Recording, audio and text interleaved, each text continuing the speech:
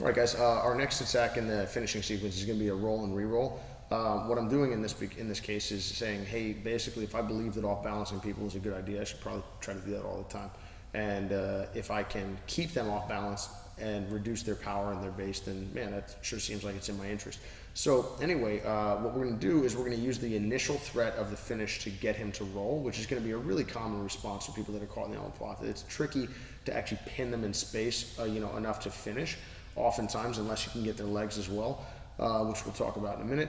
But we're going to roll, get them off of their knees so that they're less dynamic and less powerful, catch them before they're able to return to their knees, and then finish the Omoplata. So I learned this one from Bruno Forzato, maybe 2007, 2008, and my ability to finish the Omoplata went from limited to a lot less limited thanks to Bruno. So here we are with the Omoplata.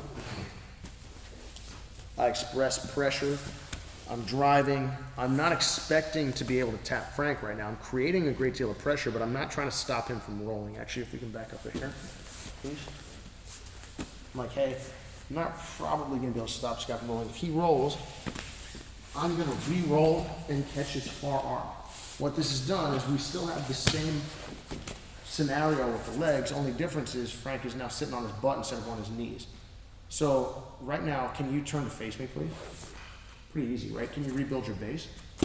Pretty easy, right? If we come back, okay, do me a favor. Rebuild your base now. Pretty challenging. Why is that? I can't really post my left hand to build my base underneath me. Yeah, it's to build my legs underneath It's me. a struggle, right? Because it's hard to bring this side of you through space, right? So once here, I can keep him stuck. So if we rotate this away, guys. So I'm on the Omoplata. I'm going to keep him stuck. I'm still going to keep my frame between me and him. I'm still keeping my elbow in. So if you lean into me, please, Frank. I'm like, oh, that's pretty good. Can you lean into me now? You walk over me. Like, go backwards.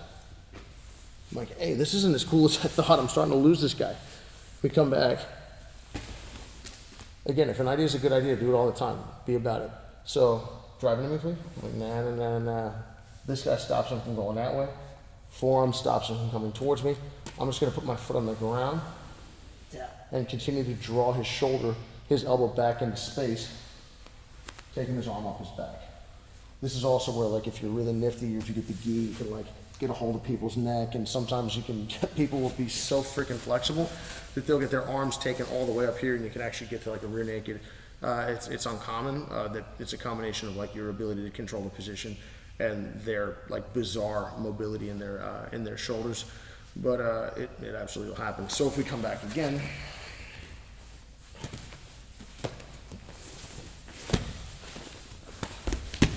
I'm reeling in his far side. Tap. Taking him off his base. You can absolutely do this if you go and get their arm on the front side, on the far side, like on the early go with this. Come back again, please. Like, cool. If I get to hold on to him already, where we had this guy from jump, that's fine. If his hand starts to slip, if we rotate, do you still feel leverage? Yeah. Not enough to hurt you, right? But enough to keep you. Yeah. Like, hey, let's put that back. I'll close the space, knee to shoulder. Make sure he's not going anywhere. Tap. And then gently start to draw his arm back. So again, all I'm really doing is utilizing the initial attack, driving up, making him less dynamic by taking him off of his base, reeling in the far side, which if you had a kimono one, you'd be on the lapel from go. But reeling him in on the far side, making sure that my forearm is in between us so that I'm still protecting myself. I'm firing and covering at the same time. And what that's going to allow me to do is start to drag him back, but make sure that he's not also crowding me as I'm doing it, because if he's getting to crowd me as I drag him, I'm really not getting the effect I think. I'm hitting as he's going backwards. We're getting a net effect of maybe 0. So think about the value, again, of utilizing your offensive positioning to continue to degrade their ability to fight you back.